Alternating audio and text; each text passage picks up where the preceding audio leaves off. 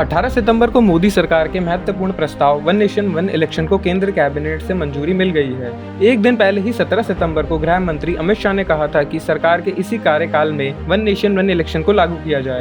One nation one election, उसको लेकर क्या योजना है और कब तक इसको लागू किए जाने की संभावना? इसी सरकार के कार्यकाल में वन नेशन वन इलेक्शन हम लागू करेंगे। इसके मात्र 24 घंटे के भीतर ही केंद्रीय मंत्री अश्विनी वैष्णव ने कैबिनेट बैठक में पास हुए प्रस्ताव की जानकारी दी।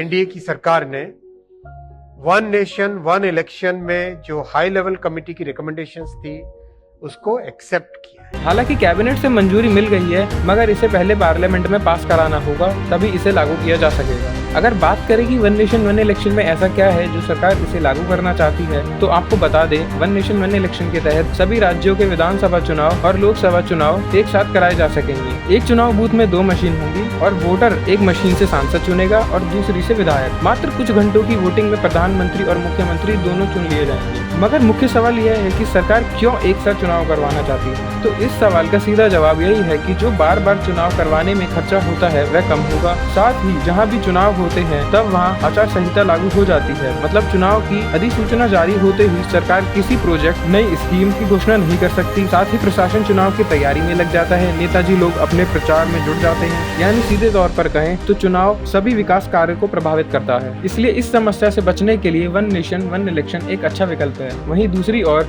विरोधी पक्ष की दलील है कि एक साथ चुनाव करवाने से देश के संघीय ढांचे पर सीधा असर होगा। वहीं साथ ही विधानसभा चुनाव में उठाए जाने वाले सभी क्षेत्रीय मुद्दे नजरअंदाज होंगे।